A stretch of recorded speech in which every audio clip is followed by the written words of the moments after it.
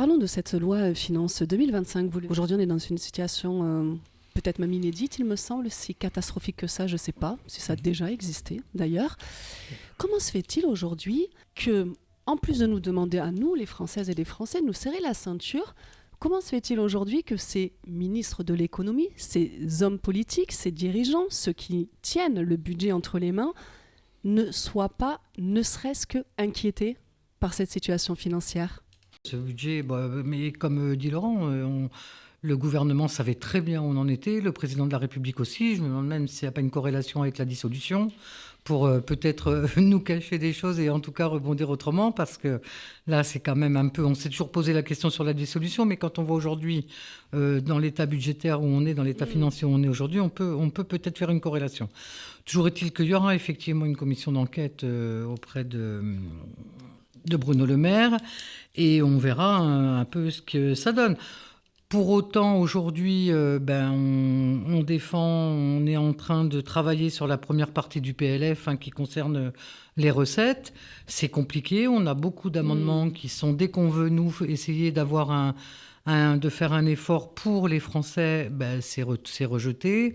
C'est très compliqué. Après, les propositions qui sont faites... Bon, il y a quelques propositions qui me conviennent, notamment de taxer les plus riches. Oui. Quand même, il y a quand même ça, et j'espère que l'effort sera sur les plus riches et pas sur les personnes qui sont le plus aujourd'hui en difficulté. Pour autant, il y avait 3500 amendements sur cette première partie du PLF, qui a été rejetée d'ailleurs en commission des finances. Donc là, 3500 amendements. Là, je vous avoue que je suis rentrée hier soir, moi, on n'avait pas fait la moitié. Bon, l'Assemblée est ouverte jusqu'à samedi soir, donc il y en a qui sont dans l'hémicycle, et puis lundi, mais je ne suis pas sûre qu'on arrive à la fin. Oui.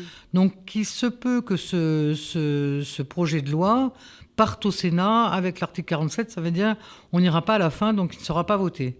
C'est tout à fait possible, ça pour éviter le 49.3. Bon, ceci dit, après il viendra peut-être dans deuxième lecture, mais première lecture, je pense qu'il va partir au Sénat avec l'article 47. Pour autant...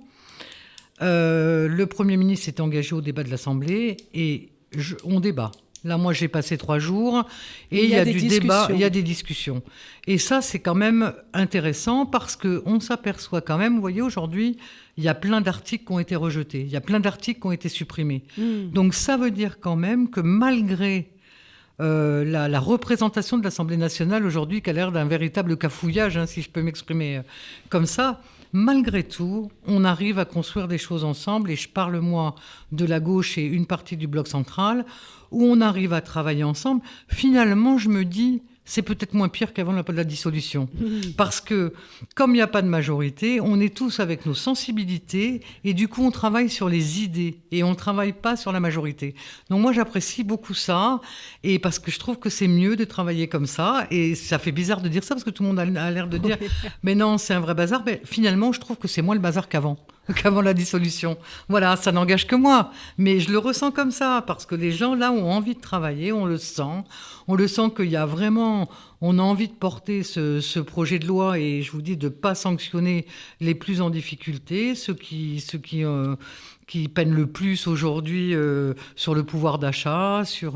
Et donc, du coup, je trouve que là, quand je vois tous ces articles qui sont supprimés aujourd'hui, ça me rassure. Mais par contre, je crois vraiment à ce que... alors après, moi, je n'ai pas une confiance absolue dans le parti que représente le Premier ministre, on est bien d'accord.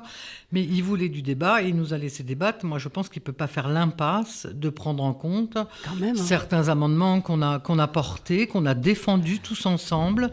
Enfin, en tout cas, une majeure partie, puisqu'ils ont été adoptés.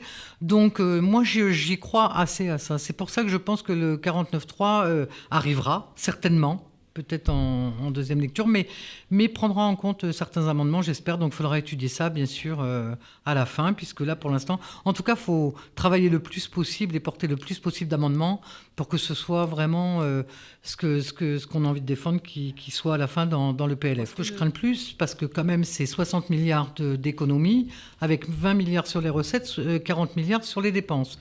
Donc là, les dépenses, c'est la deuxième partie du PLF. On va attaquer ça bientôt.